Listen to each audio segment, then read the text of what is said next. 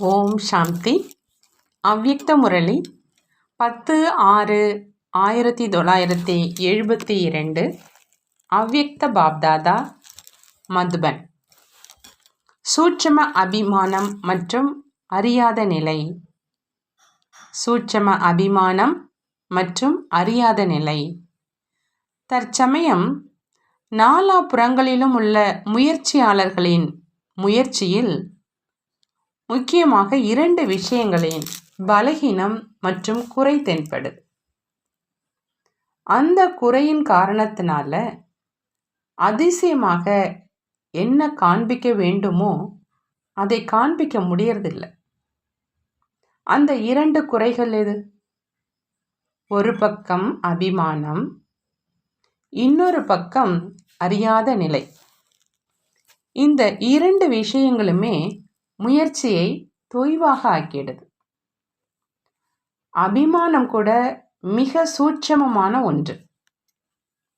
அபிமானத்தின் காரணத்தினால யாராவது ஏதாவது கொஞ்சம் முன்னேற்றத்திற்காக ஈஷாரா கொடுத்தாங்க அப்படின்னா சூட்சமத்தில் அதனை சகித்து கொள்ள முடியாத உணர்வுகள் வந்துடுது.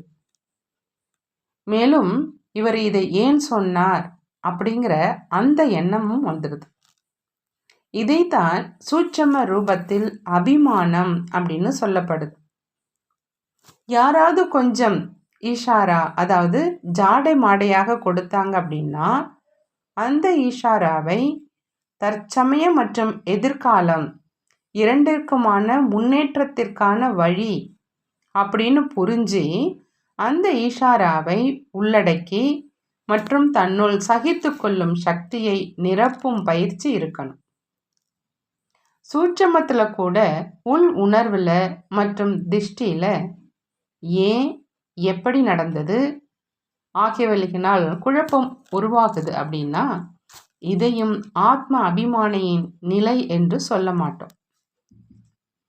எப்படி மகிமையை கேட்கக்கூடிய நேரம் உள் உணர்வு மற்றும் பார்வையில் அந்த ஆத்மாவுக்காக அன்பினுடைய பாவனை இருக்குதோ அதே மாதிரி ஒருவேளை யாராவது அறிவுரையாக, அதாவது ஈஷாராவாக மறைமுகமாக சொல்றாங்க அப்படின்னா அதுல கூட இந்த ஆத்மா எனக்காக நற்சிந்தனை செய்பவர் என்ற அதே ஆத்மாவின் பொருட்டு உங்களுக்கும் அதே மாதிரி அன்பினுடைய நற்சிந்தனையின் பாவனை எழுதுன்னா அந்த நிலையைத்தான் ஆத்ம அபிமானி அப்படின்னு சொல்றது. ஒருவேளை ஆத்ம அபிமானி இல்லை அப்படின்னா வேறு வார்த்தைகள்ல அபிமானம் அப்படின்னு சொல்வோம். எனவே அவமானத்தை சகித்து கொள்ள முடியல மற்றும் இன்னொரு பக்கம் முற்றிலும் அறியாமை. இந்த காரணம் கூட அநேக விஷயங்கள்ல ஏமாற்றத்தை கொடுக்குது. சிலர் தன்னை காப்பாற்றுவதற்காக கூட அறியாதவராக ஆகிறாங்க. சிலர் உண்மையாகவே அறியாதவராக ஆகிறாங்க. அப்படி இந்த 2 விஷயங்களுக்கு பதிலா எதன் மூலம் அபிமானம் முற்றிலும் அழிஞ்சிருதோ அந்த சோமானம் மற்றும் பணிவு ஆகிய இந்த 2 விஷயங்களையும் தாரணை செய். மனதில் சோமானத்தினுடைய நினைவு இருக்கணும், கூடவே வார்த்தையில் செயல்களில் பணிவான நிலை இருக்குதுன்னா அந்த அபிமானம் அகன்று போயிடும். பிலாசபர், அதாவது தத்துவ ஞானியாக ஆயிட்டார், ஆனால் ஆன்மீகமானவராக ஆகலை. அதாவது ஸ்பிரிட், அதாவது ஆர்வம் வரலை. ஆனால் யார் ஆத்மீக நிலையில் ஆத்மீக குஷியில் இருக்கிறாங்களோ அவங்கள தான் ஆன்மீகமானவர் அப்படின்னு சொல்ல முடியும். யார் ஆத்மீக நிலையில் ஆத்மீக குஷியில் இருக்கிறாங்களோ அவங்கள தான் ஆன்மீகமானவர் அப்படின்னு சொல்ல முடியும். இன்றைய நாட்களில் பிலாசபர்கள் அதிகமாக தென்படுறாங்க, ஆனால் ஆன்மீக சக்தி குறைவாக இருக்குது. ஸ்பிரிட், அதாவது ஆவி, ஒரு நொடியில் எதிலிருந்தும் எதுவாகவும் செய்து காண்பிக்க முடியும், எதிலிருந்தும் எதுவாகவும் ஆக்கி காண்பிக்க முடியும். எப்படி மந்திரவாதி ஒரு நொடியில் எதையாக மாற்றி காண்பிக்கிறார், அதே மாதிரி ஸ்பிரிச்சுவல் மனிதர்கள், அதாவது ஆன்மீக மாணவர்களிடத்துல காரியத்தினுடைய சித்தி, அதாவது வெற்றி வந்துடுது. அவங்கள்ட்ட கைகளினுடைய சித்தி இருக்குது. இது ஒவ்வொரு காரியம் ஒவ்வொரு எண்ணத்துல சித்தி சொரூபம். சித்தி எப்படின்னா பிராப்தி. விஷயங்களை கூறுவது மற்றும் கேட்பது என்பதை மட்டும் பிலாசபி அப்படின்னு சொல்லப்படுது. பிலாசபியினுடைய பிரபாவம் அற்ப காலத்துக்காக ஏற்படுது.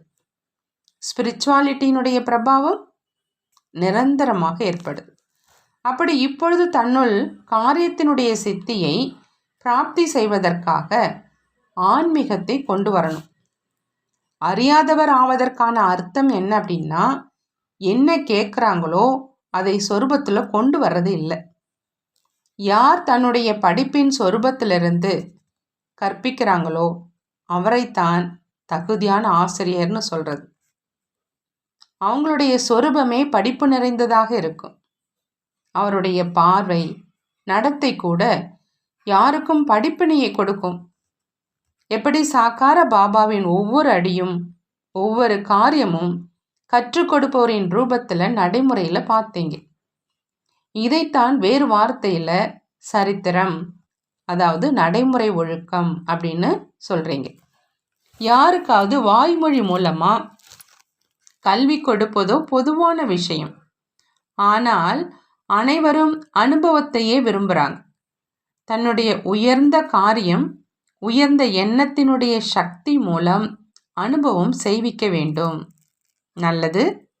மனதில் சோமானின் நினைவு இருக்கணும், சொல் செயலில் பணிவு இருக்கணும். அப்போ அபிமானம், அதாவது கர்வம் முடிந்து போகும். நல்லது. ஓம் சாந்தி. நன்றி பாபா, நன்றி.